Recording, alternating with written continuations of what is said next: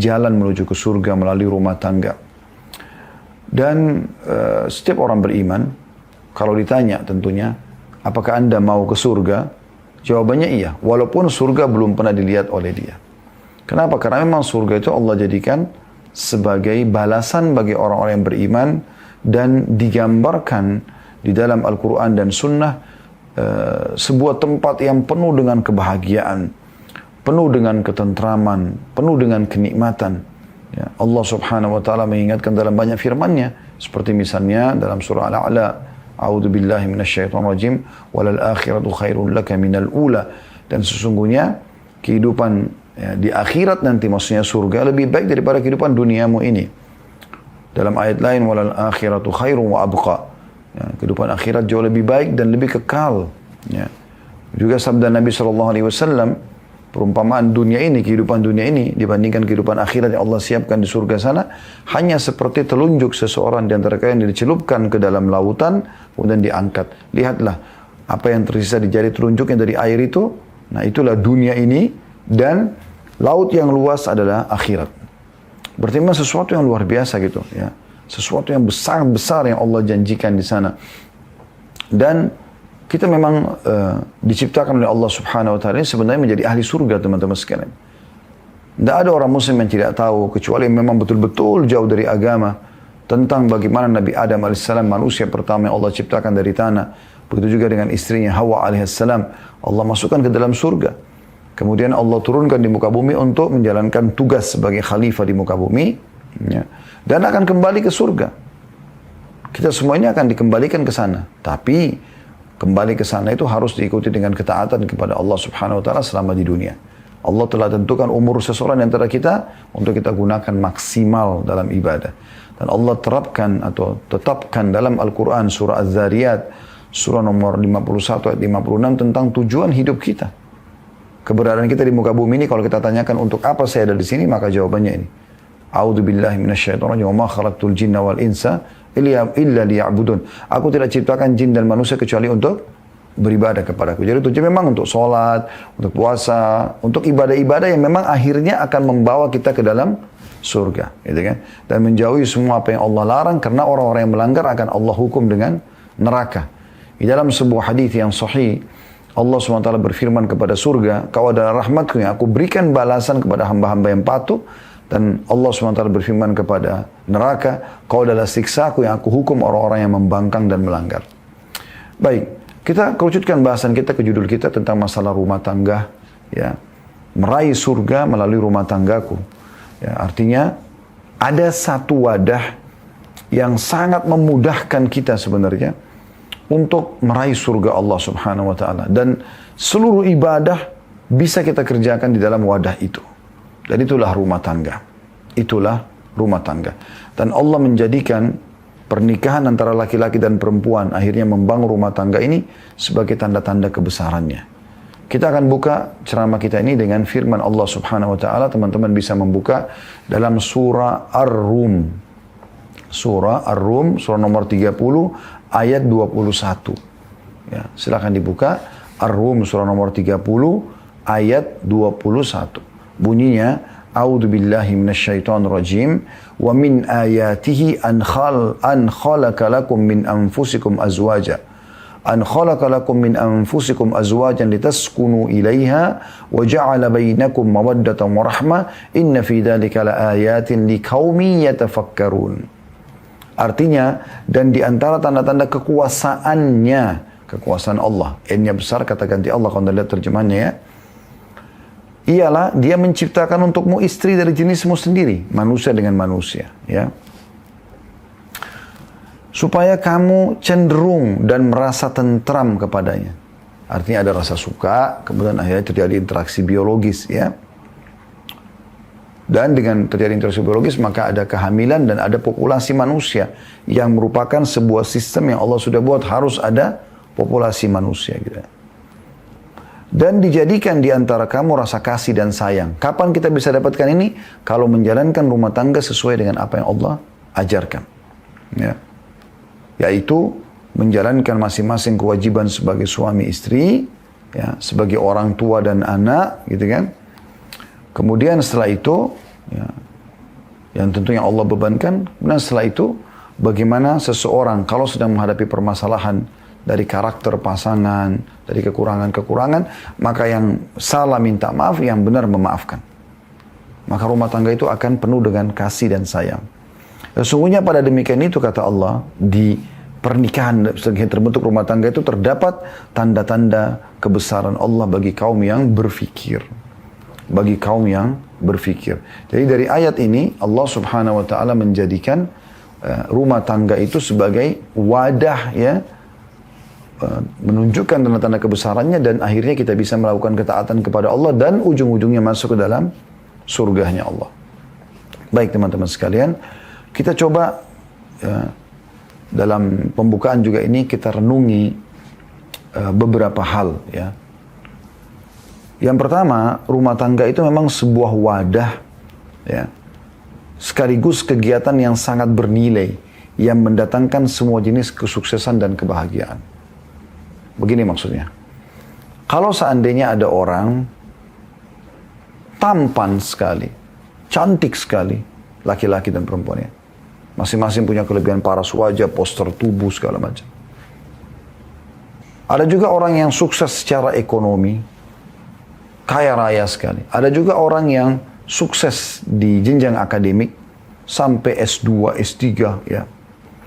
Ada juga mungkin orang sukses misalnya di jabatan ya. Dia punya jabatan yang tinggi di pemerintahan misalnya.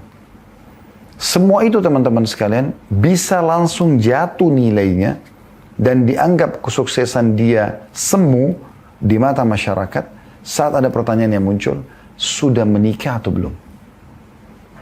Kalau dia bilang belum, jawaban belum saja, sudah cukup di mata masyarakat atau di mata manusia secara umum, berarti orang ini masih punya kekurangan. Ya.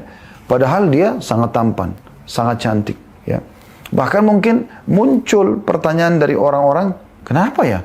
Ada kekurangan apa nih? Nah, ada sesuatu yang tersembunyi nih. Bisa muncul berbagai macam persepsi negatif. Walaupun dia sudah sampai jenjang tertinggi akademiknya, walaupun sampai jenjang tertinggi, level tertinggi di perusahaan yang dia bekerja atau di pemerintahan dari jabatannya, ya, walaupun dia sudah melimpah ruah hartanya. Saya subhanallah secara pribadi juga berapa kali ketemu dengan orang kaya raya secara ekonomi. Tapi saya tidak sengaja nanya misalnya, Masya Allah ada berapa anaknya? Oh, saya belum menikah Ustaz. Muncul tiba-tiba dalam pikiran saya, belum menikah. Ada apa sebenarnya? Apa masalahnya? Ya. Dari sisi lain, kalau seandainya ada orang yang mungkin biasa saja teman-teman sekalian paras wajahnya. Ya kalau kita ngomong pas-pasan mungkin ya. Tidak tampan, kalau laki-laki tidak cantik. Mungkin jenjang pendidikannya tidak tinggi. Mungkin jabatannya tidak ada. Ya. Mungkin tidak ada hartanya. Tidak ada jenjang pendidikannya.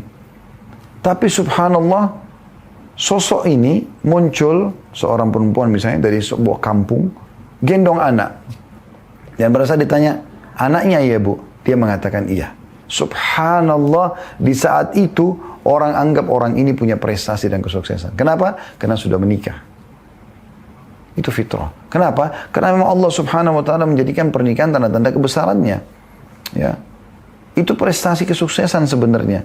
Saat seorang laki-laki bisa menjadi status suami atau status ayah, ya pada saat sudah punya anak. Seorang wanita menjadi status istri dan sudah punya anak menjadi status ibu. Itu prestasi tertinggi. Ketika seorang laki-laki mungkin biasa saja orangnya secara fisik, tapi ternyata ada istrinya di sebelahnya, ada anak-anaknya jalan bersama dia. Subhanallah, kekurangan fisiknya itu bisa hilang di mata orang. Ataupun mungkin tidak punya jenjang pendidikan atau harta, tapi orang berpikir orang ini sudah menikah. Itu yang saya masukkan di poin pertama dalam renungan pembukaan kita gitu. Dia sebuah wadah sekaligus kegiatan yang sangat bernilai, yang mendatangkan semua jenis kesuksesan juga kebahagiaan, dan dari situlah beranjak kesuksesan kita. Kita bisa membangun prestasi kita dalam rumah tangga itu. Seorang laki-laki mungkin tidak punya kedudukan di masyarakat, tapi depan istrinya dia bisa punya kedudukan. Seorang wanita mungkin biasa saja di tengah masyarakat, tapi depan suaminya dia bisa dimuliakan. Seorang tua punya kekurangan banyak misalnya, tapi dia dimuliakan di depan anak-anaknya.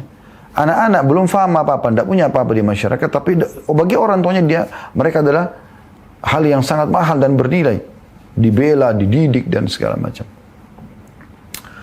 Yang kedua, sebuah wadah rumah tangga itu dan kegiatan yang sangat tepat melampiaskan semua jenis kebutuhan biologis. Kayak kata-kata cinta, rindu, puisi, ungkapan bahagia, bahkan sampai interaksi fisik, ciuman, pelukan, sampai peletakan kemaluan di kemaluan. Dengan cara yang benar dan terhormat, itu pernikahan. Allah kan memberikan kita syahwat nih. Kita pasti punya hawa nafsu, ingin interaksi sama lawan jenis kita. Ingin menatap, ingin ngobrol, ingin memegang, menjamah, ingin mencium, ingin memeluk, ingin meletakkan kemaluan di kemaluan. Karena setiap laki-laki pemilik sperma, dia akan punya fitrah ingin menumpahkan spermanya. Karena itu bibit manusia. Dan setiap wanita juga berangan-angan ada sperma yang masuk ke rahimnya, kemudian dia hamil dan dia punya anak. Ya, sehingga dia berstatus istri dan ibu gitu kan. Nah di saat kita butuh itu, Allah siapkan wadah, yaitu pernikahan. Rumah tangga ini. Sehingga akhirnya seseorang punya cara untuk mengungkapkan semua kebutuhan biologisnya. Anda lihat banyak anak muda banyak pacaran untuk apa? Untuk pengungkapan ini sebenarnya. Ya. Ada potensi dalam diri dia yang harusnya dia ungkapkan, tapi dia salah. Dia arahnya ke zina. Yang Allah katakan wala taqrabuz zina, jangan dekati zina itu. Jadi dari kata-kata, dari pelukan, dari ciuman sampainya peletakan kemaluan di kemaluan. Ini yang salah. Dan mereka menjauhi pernikahan. Padahal pernikahan dan rumah tangga itu adalah sesuatu yang diperintahkan. Dan ada persepsi di tengah masyarakat kita yang perlu diperbaikin. Kesannya orang kalau menikah muda itu sesuatu yang memilukan dan memalukan. Padahal justru itu yang baik. Dia sedang menjalankan perintah agama. Ya. Dan dia punya tempat pelampiasan yang benar dalam masalah biologisnya. Nanti akan kita jelaskan lebih dalam di inti bahasan kita tentang masalah ya, tujuan-tujuan daripada rumah tangga itu. Ya, selain memang dari tujuan itulah kita beranjak untuk mencapai ke surga Allah Subhanahu wa taala. Yang ketiga, sebuah wadah dan kegiatan yang penuh dengan rasa kasih juga cinta, perhatian dan pengorbanan. Disitulah saatnya seorang laki-laki melakukan pengorbanannya ya. Karena cinta itu isinya adalah pengorbanan dan pengabdian. Dia melindungi istrinya, dia memenuhi kebutuhannya, dia menyayanginya, mengelusnya dan segala macam, memenuhi kebutuhannya. Seorang wanita juga melampiaskan, memberikan perhatian kepada suaminya, memasakkan masakan yang terbaik, merawat anak-anak, dan menata rumah dan seterusnya. Ya. Dan di situ puncak daripada perhatian. Tidak ada yang lebih mahal daripada ini. Makanya kata Nabi SAW dalam sebuah hadis, saya tidak menemukan ada kehidupan yang penuh dengan cinta yang sebenarnya dibandingkan dengan rumah tangga.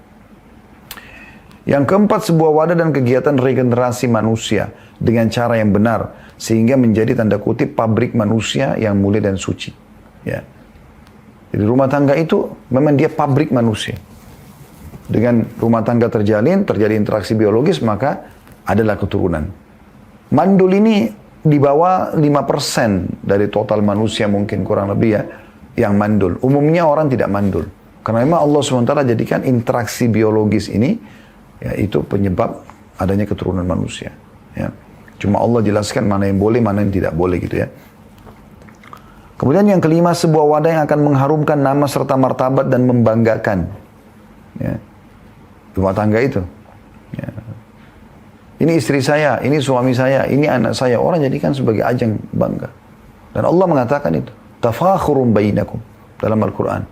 Memang untuk bahan bangga, memang orang bangga. Bukan sombong tapi deh. Cuma memang kalau ditanya sudah menikah, alhamdulillah sudah. Dia bangga dengan itu. Bangga positif sini ya, bukan sombong.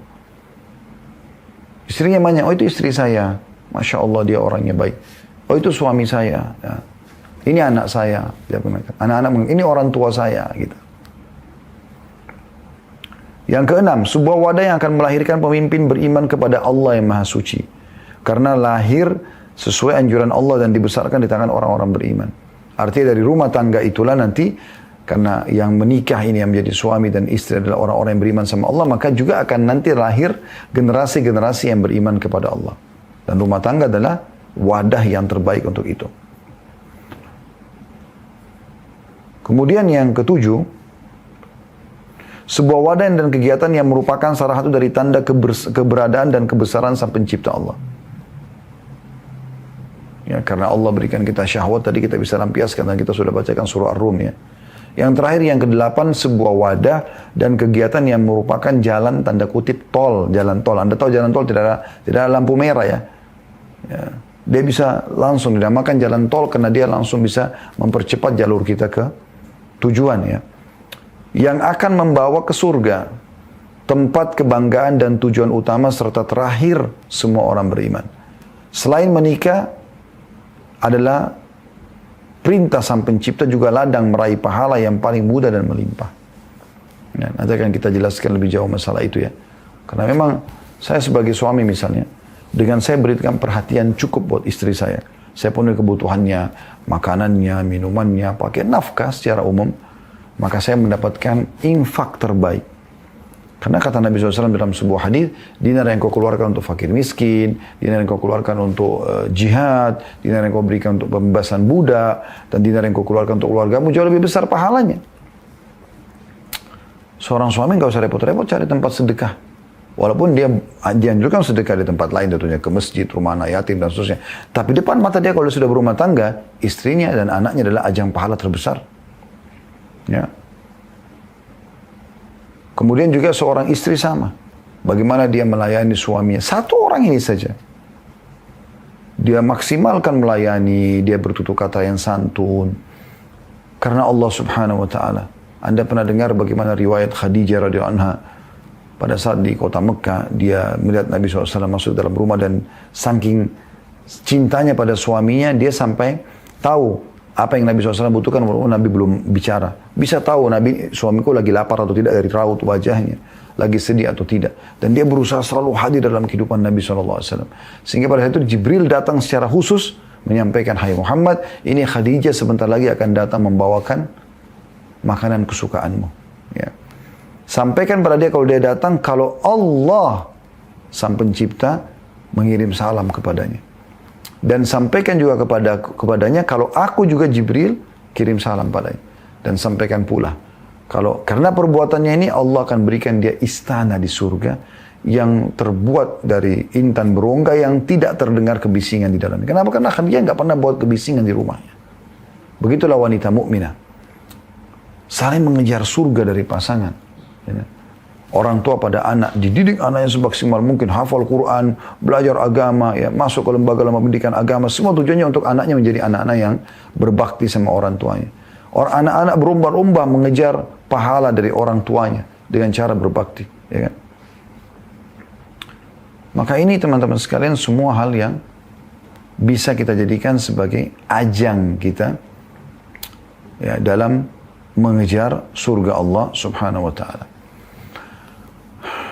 Ada banyak motivasi dalam Islam ya untuk melakukan pernikahan dalam Islam ya, sehingga akhirnya kita membangun rumah tangga itu. Dan akhirnya kita meraih surga. Poin pertama, ini kita sudah masuk kepada inti bahasan kita ya, yaitu ketaatan kepada Allah dan Rasulnya. Karena untuk masuk ke dalam surga harus taat kepada Allah dan Rasulnya. Tidak mungkin, bahasa sederhananya beriman, gitu kan? Atau bahasa langsungnya beriman. Allah Subhanahu wa Ta'ala memerintahkan membangun rumah tangga itu. Jadi kalau kita kerjakan, kita sedang ibadah. Cuman memang saya mengajak semua teman-teman yang mengikuti acara kita ini yang sudah berumah tangga. Kalau dulu rumah tangga Anda bangun itu karena disuruh oleh orang tua, karena terlanjur suka dengan pasangan, karena nggak enak sama teman-teman, karena yang sudah menikah semua, karena faktor umur, ya, atau faktor-faktor yang lain. Kalau karena itu Anda menikah, Anda ubah detik ini, di media ini yang Anda sedang ikutin sekarang, Anda ubah niat Anda. Niatnya karena Allah dan Rasulnya yang perintahkan. Itu poin penting. Agar mulai dari akad nikah sampai Anda meninggal semuanya pahala. Saya menganggap dia sebuah wadah itu. Wadah pahala raksasa yang besar sekali. Gitu. Rasulnya begini. Kalau seandainya teman-teman berpuasa Ramadan. Atau mungkin hari ini ada yang puasa Senin misalnya. Kalau Anda niat puasa dari sahur sampai nanti azan maghrib insya Allah. Ya. Semoga Allah mudahkan kita berbuka puasa dengan yang halal dan juga Allah terima sebagai pahala yang sempurna ya. Maka jedah waktu ini dari subuh sampai maghrib, Anda berada di sebuah wadah, bahtera kalau saya bahasakan, kapal yang penuh dengan pahala. Apapun aktivitas Anda lagi tidur, Anda lagi ngobrol, Anda hadir majelis ilmu seperti ini, itu ada pahalanya sendiri. Kalau Anda majelis ilmu, kalau Anda tidur, niat menguatkan tubuh juga ada pahalanya sendiri. Atau Anda cari rezeki yang halal juga ada pahalanya sendiri. Tapi umumnya Anda sedang berada di sebuah wadah namanya puasa. Walaupun Anda duduk saja, tidak beraktivitas yang umumnya seperti tadi kami sampaikan, maka tetap dicatat pahala. Ada pahala puasa itu karena Anda sedang menunggu. Setiap detiknya ada pahala yang di sisi Allah SWT. Bisa ditangkap pesannya. Nah, begitu juga dengan rumah tangga. Dari mulai akad nikah sampai Anda meninggal dunia, ini akan menjadi sebuah bahtera pahala. Wadah pahala yang sangat besar. Tapi niatnya karena Allah dan Rasulnya. Dasarnya adalah firman Allah SWT dalam surah An-Nisa. Surah nomor 4 ayat 3. A'udzu billahi minasyaitonir rajim wa in khiftum alla tuqsitu fil yatama fankihu ma taba lakum minan nisa'i mathna wa thulatha wa ruba' fa in khiftum alla ta'dilu fawahidatan aw ma malakat aymanukum dzalika adna alla ta'ulu. Al-ayat artinya, jika kamu khawatir tidak mampu berlaku adil terhadap hak-hak perempuan yatim bila mana kamu menikahinya, maka nikahilah perempuan lain selain yatim yang kamu senangi, 2, 3, atau 4. Ini kan masalah poligami, tapi ada perintah untuk menikah. Ya, nikahilah kata Allah. Akan tetapi jika kamu khawatir tidak akan mampu berlaku adil, nikahilah seorang saja atau hamba sahaya perempuan yang kamu miliki. Yang demikian itu lebih dekat untuk tidak berbuat zalim. Tapi saksi bahasan kita adalah nikahilah perempuan. Ya, disuruh menikah. Demikian pula dalam surah An-Nur, Anda bisa lihat ini landasan hukumnya ya. Surah An-Nur, surah nomor 24, ayat 32. Yang bunyinya, A'udzubillahi minasyaitonir rajim. Wa ankihul ayama minkum was-salihina min ibadikum wa imaikum. Iyakunu fuqara yughnihimullahu min fadlih. Wallahu wasi'un alim. Yang artinya, nikahkanlah orang-orang yang masih membujang di antara kamu. Yang belum orang tua yang punya anak gadis, anak bujang, nikahkan. Ya. Atau ada yang melamar anak-anak kita, terima, nikahkan mereka. Nikahkanlah orang-orang yang masih membujang atau menyendiri di antara kamu dan juga orang-orang yang layak menikah dari hamba-hamba sahayamu. Hamba sahaya ini budak yang bisa diperjualbelikan. Nikahkan mereka. Walaupun kita butuh tenaganya untuk bekerja bersama kita. Tidak disamakan hamba sahaya dengan pegawai, tapi pegawai juga sama. Ada yang masih bujang, motivasi mereka untuk menikah. Kalau perlu pemimpin perusahaan membiayai pernikahan mereka. Cari pahala di situ. Baik laki-laki maupun perempuan, kata Allah. Tidak ada bedanya. Yang masih membujang sama. Jadi bujang sama gadis, kita Indonesia istilahnya. Sama semuanya. Nikahkan mereka. Jika mereka miskin, kan banyak orang, kenapa belum nikah? Saya masih belum punya kemampuan. Allah sudah bilang 1400 tahun yang lalu. Jika mereka miskin, Allah akan memberi kemampuan, kekayaan kepada mereka. Dengan karunia-Nya. Rezeki dari Allah. Allah maha luas pemberiannya dan maha mengetahui. Tapi ingat, nikahnya karena Allah dan Rasulnya. Ini penting. Juga selain dua ayat ini kembali kepada hadis Nabi SAW yang disebutkan oleh Al-Baihaqi di jilid 7 halaman 78 dan disahihkan oleh Syekh Albani di nomor 1782. Sabda Nabi SAW kalau lebih terjemahannya, nikah adalah bagian dari sunnahku, barang siapa yang menolak sunnahku maka bukan dari golonganku. Membangun rumah tangga itu adalah sunnahku. Ya.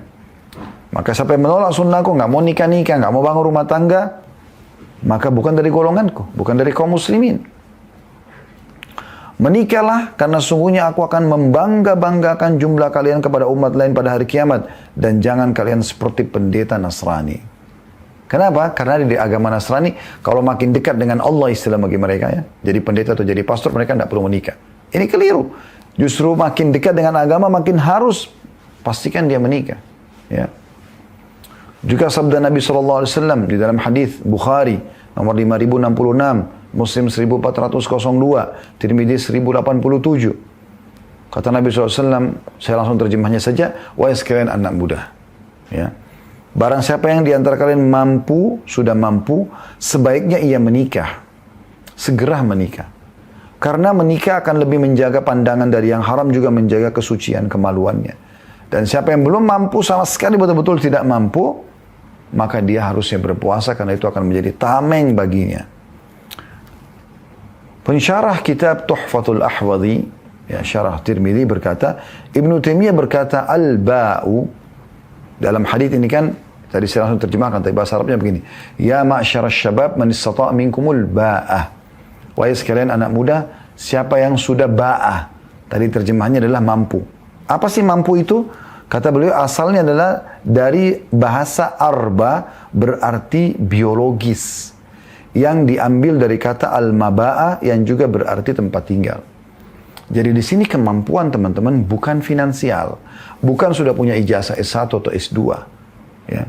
Bukan karena sudah kaya dan sudah bertitel atau punya jabatan, tapi mampu biologis. Si laki-laki sudah siap menuangkan spermanya, si perempuan siap menerima sperma sehingga hamil dan jadi ibu nantinya. Si laki-laki juga ini akan jadi ayah, maka diistilahkan dengan ba'ah.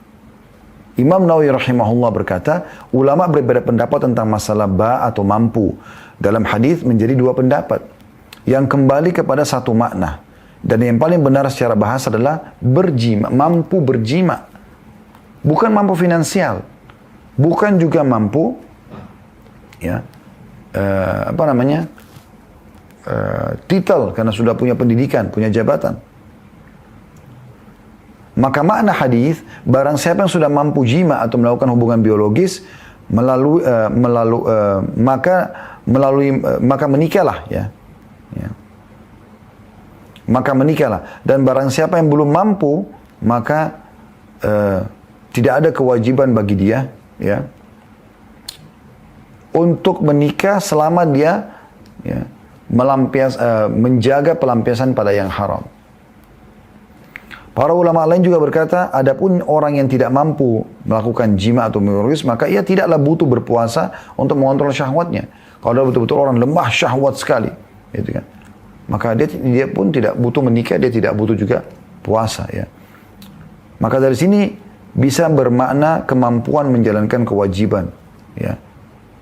Diambil dari kitab Tuhfatul Ahwadhi jilid 4 halaman 168 169. Tapi inti daripada bahasan kita di tujuan pernikahan pertama ini adalah bagaimana supaya meraih surga, ya, niatkan karena Allah dan Rasulnya yang perintahkan. Juga ada hadis, ya, Nabi SAW yang menunjukkan pernikahan itu memang bukan cuma sekedar perintah Allah dan Rasulnya, tapi memang sunnah yang dianjurkan oleh Allah SWT kepada setiap Nabi dan Rasul, dan mereka memotivasi umatnya agar menutup pintu syaitan mengalihkan kepada perzinahan. Sebagaimana sabda Nabi SAW riwayat Tirmidzi nomor 1086 dengan sanad hasan sahih. Kata Nabi SAW, arba'un min sunanil mursalin. Ada 4 perkara termasuk sunnah para nabi-nabi dan rasul. Al-haya'u yang pertama, punya rasa malu melakukan perbuatan dosa kepada Allah, malu mengambil haknya orang lain. Yang kedua, wat-ta'attur, menggunakan wangi-wangian, menjaga kebersihan dan kerapian. Yang ketiga, was-siwak, membersihkan mulut dengan siwak. Dan yang keempat, wan nikah, dan nikah. Ya. Ini berarti memang bukan main-main, ini perintah agama, ya, perintah agama. Kemudian tujuan yang kedua, teman-teman sekalian, adalah penyempurnaan agama. Jadi selain daripada memang dilakukan karena ketaatan kepada Allah dan Rasulnya, juga Anda perlu tahu, kalau Anda sudah menikah, tadi saya sempat sebutkan dalam pembukaan kita, dia wadah panen pahala, wadah kesuksesan, gitu kan. Kenapa? Karena Nabi SAW bersabda, orang yang sudah menikah itu dia telah menyempurnakan setengah agamanya.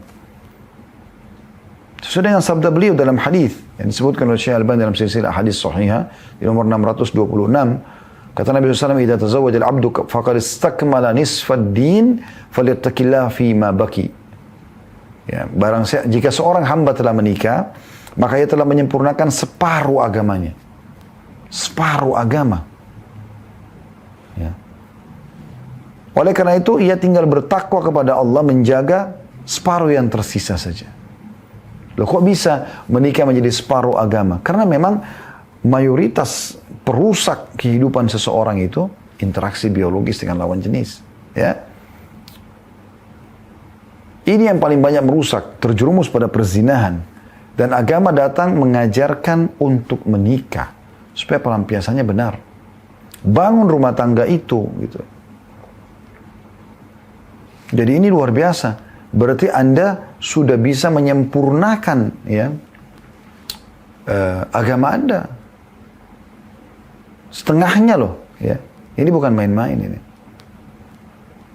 Berarti memang agama yang merupakan kendaraan kita untuk patuh kepada Allah ujungnya surga, itu kita dapatkan setengahnya sudah langsung ada setengahnya. Kalau 100% berarti 50%-nya di rumah tangga. Sisanya di luar rumah. Berarti kalau Anda tidak menikah, Anda harus mengejar semua 100% di luar rumah. Itu repot. Setengahnya sudah Anda aman di dalam rumah. Tinggal berbuat baik, interaksi yang baik antara suami istri. Anak sama orang tua sama anak, selesai. Tambah lagi dengan kerabat, kalau mau dilebarkan di sekitar kita dari rumah tangga itu, maka secara otomatis sudah sangat cukup untuk mendapatkan pahala dan masuk ke dalam surga. Gitu. Kemudian yang ketiga, sebab masuk ke dalam surga sendiri.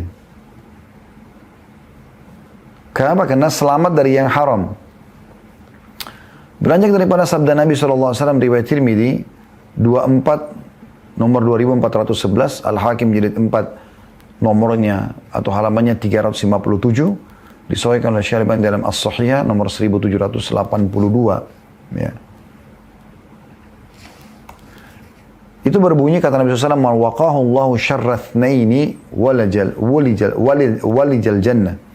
Barang siapa yang dipelihara oleh Allah dari dua keburukan ya, atau dari keburukan dua perkara, niscaya dia pasti masuk surga. Ma baina lihyai wa ma baina rijlai. Apa yang berada di antara dua pipinya, lisannya. Dia kontrol, dia tidak berbicara kecuali yang Allah ridhoi saja, zikir, doa, baca Quran, ilmu, nasihat ya kepada orang itu kan. Maka dan juga yang berada di antara dua pahanya, kemaluannya, maka pasti dia masuk surga. Nah, di sini menjaga kemaluan bagaimana menikah, membangun rumah tangga, nggak bisa nggak. Dan ini jelas sekali. Poin keempat yang menjadikan rumah tangga penyebab yang mengantar kita ke surga, yaitu adanya perkenalan dan perluasan hubungan. Karena makin banyak kita interaksi dengan orang, maka makin banyak kesempatan kita untuk menasihatin mereka atau mendukung perbuatan ma'rufnya atau kebaikannya. Dan kalau ada salah kita luruskan atau nahi mungkar. Allah subhanahu wa ta'ala menjelaskan dalam surah Al-Hujurat, surah nomor 49 ayat 13. Dalam poin ini, A'udzu billahi minasyaitonir rajim, Al-Hujurat, surah nomor 49 ayat 13. Ya ayuhan nasu inna khalaqnakum min dzakarin wa untha wa ja'alnakum syu'uban wa qabaila lita'arafu inna akramakum 'indallahi atqakum innallaha 'alimun khabir. Yang artinya, hai manusia, sungguhnya kami menciptakan kamu dari laki-laki dan perempuan dan menjadikan kamu berbangsa-bangsa dan bersuku-suku supaya kamu saling kenal mengenal dengan cara pernikahan di sini ya. Salah satunya dengan pernikahan. Sesungguhnya orang yang paling mulia di sisi Allah atau orang yang paling mulia di antara kamu di sisi Allah ialah orang yang paling bertakwa, yang paling patuh kepada Allah dalam interaksi bermasyarakat itu. Sungguhnya Allah Maha mengetahui lagi Maha mengenal. Ya. Jadi Anda juga perlu tahu ya, pada saat Anda berumah tangga, teman-teman sekalian, kita bukan hanya sama pasangan kita. Ya, ada sebagian orang pada saat berumah tangga, dia menjadi suami atau menjadi istri, dia merasa eksklusif. Dia nggak mau interaksi dengan keluarga pasangannya, gitu kan. Dia nggak mau tahu tentang masalah mertuanya, masalah iparnya. Kecuali memang ada masalah pelanggaran agama yang terjadi dari mereka gitu. Tapi kalau tidak, Anda harus tahu, tidak mungkin Anda hapus status orang tua pasangan Anda dari pasangan Anda. Walaupun mertuanya cerewet misalnya, mertuanya melakukan perbuatan-perbuatan yang kurang baik, itu tetap orang tua pasangannya. Nggak mungkin bisa dihapus. Itu resiko Anda menikah sama anaknya gitu kan. Kemudian yang kelima, teman-teman sekalian, adalah kita bisa mendapatkan ketentraman jiwa. Tentram nanti hanya dalam beribadah gitu. Tentram dalam melakukan ibadah ya. Karena kebutuhan dasar biologi sudah terpenuhi. Yang tadi dikatakan melengkapi setengah agama ya. Dan bisa memastikan masuk ke dalam surga karena interaksi biologis yang halal. Otomatis kita akan tinggalkan insya Allah perbuatan yang haram. Ya. Dan juga Allah berikan kita di situ ketentraman jiwa ini Selain masalah pelampiasan biologis, kita juga kalau tentram di rumah, penataan rumah istri bersih, rapi, wangi. Suami juga pada saat mau sholat nyaman, ya. Dia pun kalau mau sholat nyaman. Suami coba memberikan tempat tinggal yang terbaik buat istrinya, pakaian yang terbaik, mukena yang terbaik. Maka tentram kan dalam beribadah, ya. Allah menggambarkan itu dalam surah Ar-Rum, surah nomor 30, 21 tadi sudah kita bacakan, tapi saya ulangi lagi. A'udzu billahi minasyaitonir rajim wa min ayatihi an khalaqalakum min anfusikum azwajan litaskunu ilaiha wa ja'ala bainakum mawaddatan wa rahmah inna fi dzalika laayatin liqaumin yatafakkarun.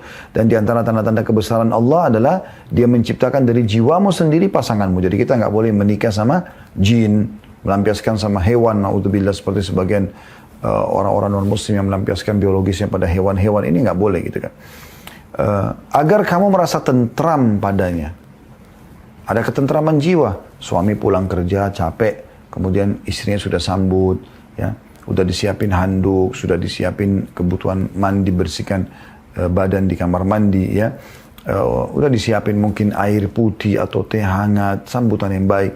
Bahkan masya Allah ada sebagian ikhwah yang Allah karunia mereka istri yang luar biasa, suaminya pulang begitu datang udah dibukain kaos kakinya, dibantu, ya. Dia karena ingin mengejar surga, suami juga membiarkan, bukan karena menghina istrinya, tapi karena memberikan kesempatan. Lalu kemudian direndam kaki di air hangat dulu, ya. Setelah itu kemudian baru ditawarkan mau makan atau tidak, dipandu, mungkin cuci tangan atau apa, ya, ditemanin. Kemudian mungkin ditawarin kalau mau makan dulu makan, kalau mau langsung bersih-bersih bisa, ya. Kemudian setelah itu keluar dari kamar mandi, ya, dia sudah temukan ranjang yang bersih, kamar yang wangi, istrinya yang sudah dandan siap kalau mau interaksi biologis. Bagaimana orang tidak rasakan ketentraman ini teman-teman sekalian, ya? Seorang istri pun dia merasa kejenuhan dia dari pagi nunggu suaminya pergi kerja, begitu menjelang pulang dia merasa ada pangeran yang dia tunggu, maka dia dandan dengan bersih, dengan rapi, dan itu bagian daripada hal yang dibolehkan. Bukan hanya sekedar dan tidak menggunakan busana pun boleh depan suami misalnya. Lalu terjadilah interaksi yang sangat indah, biologis yang halal, yang kata Nabi SAW, di kemaluan kalian ada pahala. Pada saat sebagian sahabat miskin datang mengatakan, ya Rasulullah, sahabat-sahabat kami yang kaya mendahului kami pahala. Karena apa yang kami lakukan, mereka lakukan. Mereka sholat, kami sholat, mereka sholat, kami puasa, mereka puasa. Tapi mereka punya kelebihan, karena mereka punya harta yang mereka infakkan, ya, kepada kami. Kami nggak punya itu. Kata Nabi SAW, Allah sudah jadikan pahala-pahala kalian banyak. Di setiap tasbih ada pahala, sedekah. Di setiap tahlil la ilallah ada sedekah. Di setiap takbir Allah Akbar ada sedekah. Di setiap tasbih subhanallah ada sedekah. Ya, amir ma'ruf ada sedekah. Nahi mungkar ada sedekah. Ya. Bahkan di kemaluan kalian ada sedekah. Maka para sahabat faham. Lalu mereka mengatakan, ya Rasulullah, ayati ahaduna ahlahu walahu fihi ajr. Apakah seseorang di antara kami menggauli istrinya mendapatkan kenikmatan biologis? Ada ketentraman jiwa. Juga dapat pahala. Kata Nabi SAW, ara'aitum lawadatumu fil haram alakumul wizr.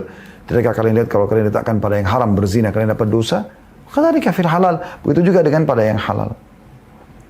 Ada ketentraman jiwa. Nah, dengan tentramnya ini, kemaluan terpenuhi kebutuhannya, perut terpenuhi kebutuhannya, pandangan mata, hidung semua terpenuhi dengan indah, dengan wangi. Bagaimana bisa nggak tentram, teman-teman? Dan ini tidak ada kecuali dalam rumah tangga. Ya. Kalau orang berzina segala macam nggak bisa. Dia sama naudzubillah pelacur-pelacur itu paling cuma sejam 2 jam selesai. Ya. Dan mereka akan bekerja cari lagi laki-laki lain supaya mereka bisa mendapatkan kehidupan. Beda dengan istri yang hanya fokus kepada Anda satu. Karena tidak ada poliandri dalam Islam.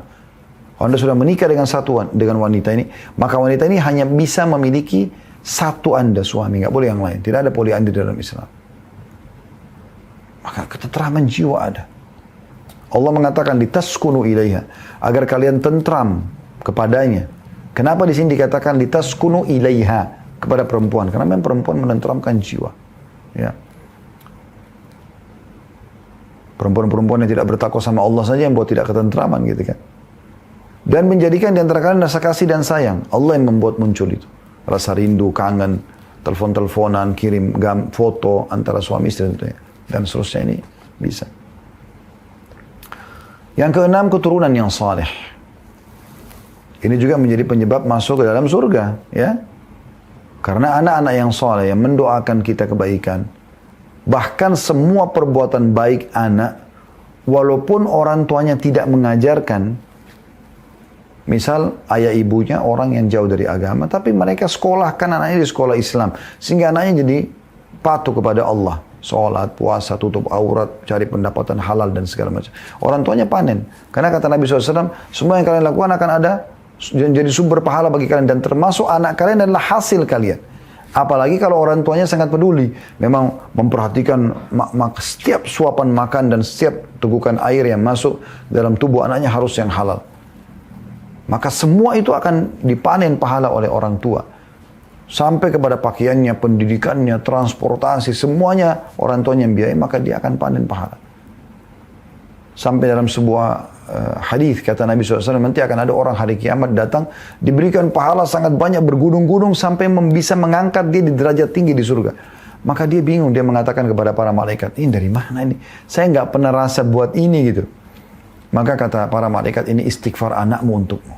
Coba bayangkan. Bagaimana bisa dapat anak yang bisa istighfar seperti ini kalau bukan dari pernikahan? Kalau dari zina nggak ada hubungannya, nggak ada penisbatan nama. Kan gitu. Jadi dari rumah tangga itu. Ya.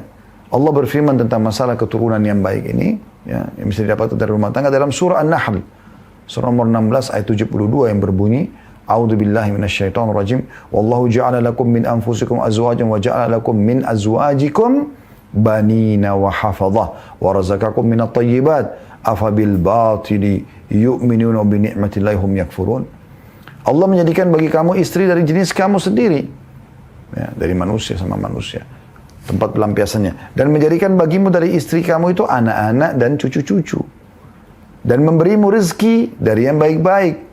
Allah buat kita ya supaya tahu mana halal, mana haram. Sehingga kita mengejar rezeki yang baik saja. Maka mengapa mereka beriman kepada yang batil dan mengingkari nikmat Allah? Kenapa mereka masih mau berzina? Kenapa mereka masih mau cari pendapatan haram sementara Allah sudah siapkan wadah yang halal? Kemudian juga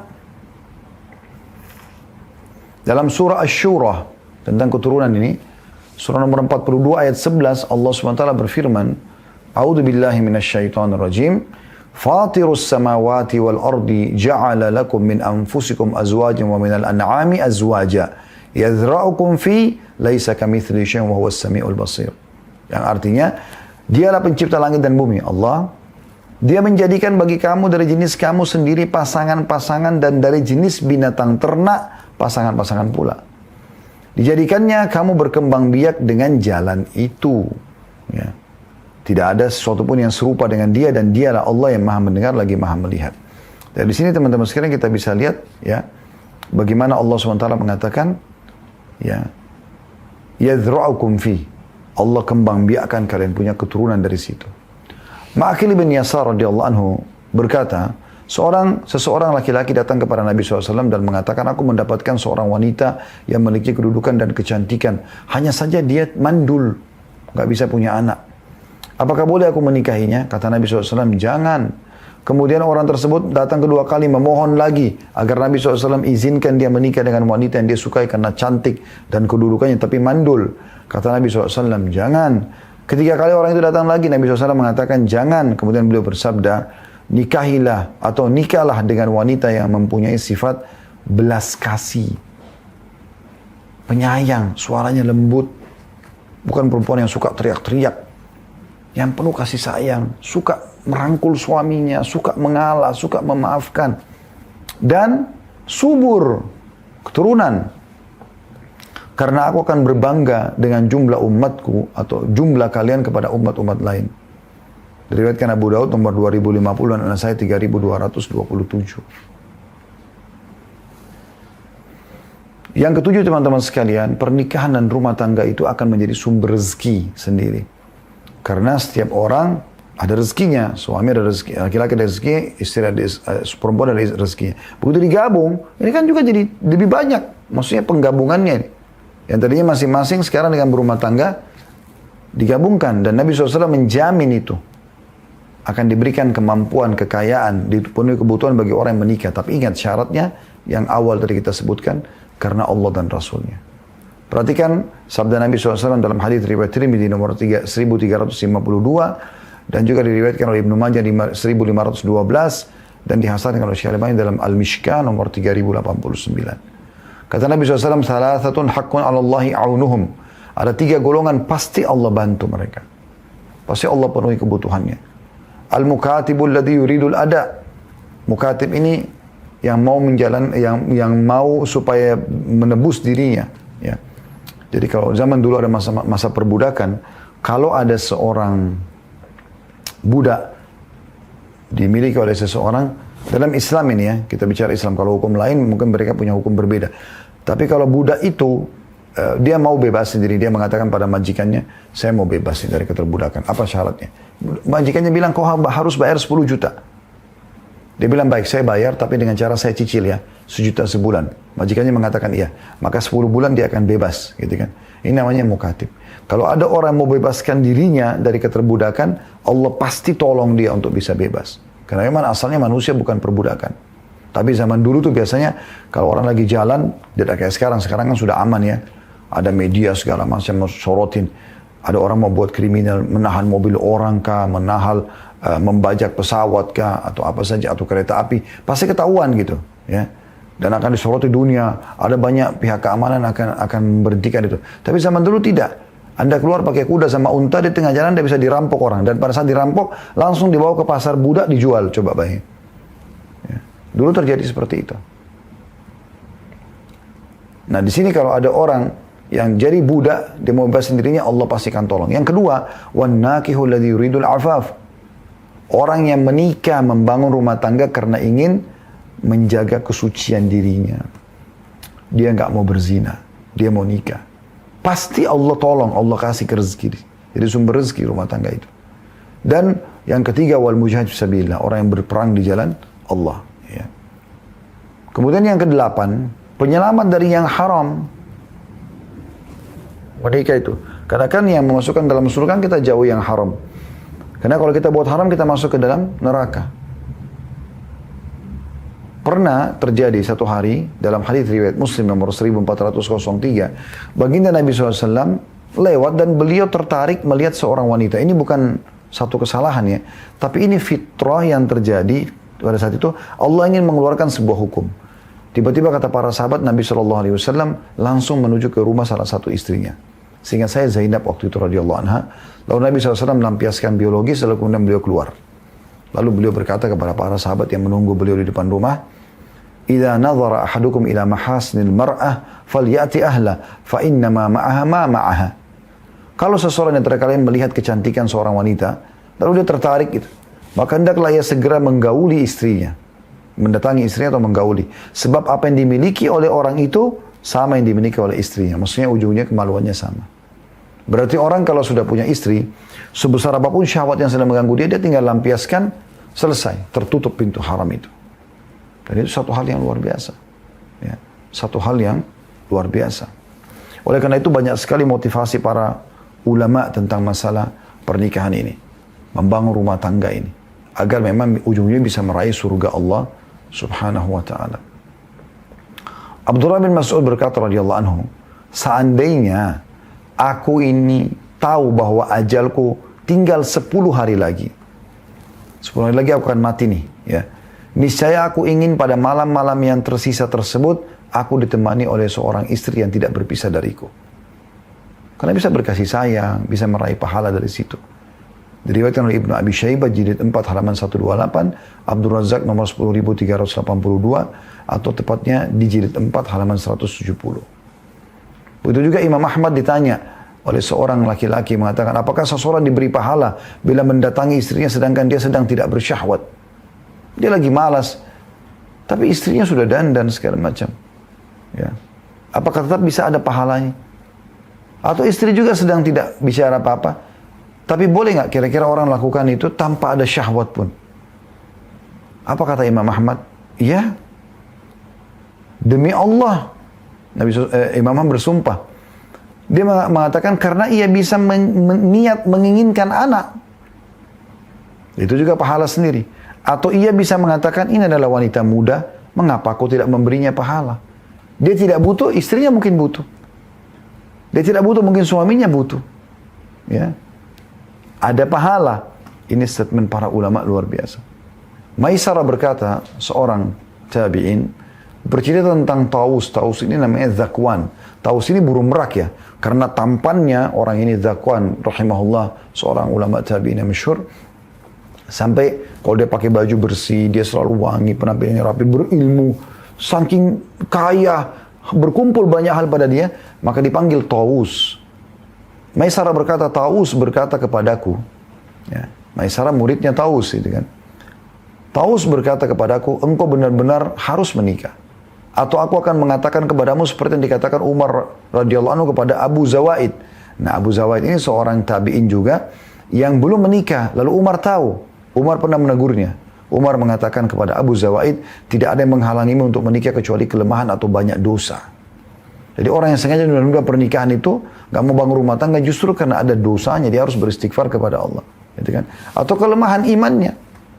Diriwayatkan oleh Abdul Razak nomor 10.384 dan juga ini dinukil dari kitab Syiar Alam Nubala ya, di jilid 5 halaman 47 sampai 48. Wahab ibn Munabbi berkata rahimahullah, bujangan itu seperti pohon di tanah gersang yang diombang-ambingkan angin. Demikian dan demikian. Diriwayatkan oleh Abdul Razak nomor 10.386. Ya. Banyak sekali hubungannya antara rumah tangga itu dengan menuju ke surga. Tinggal teman-teman kita simpulkan kurang lebih gambarannya. Seorang suami pada saat dia jadi suami dan dia menikah, sangat terbuka pintu menuju ke surga. Dia cukup berbuat baik sama istrinya.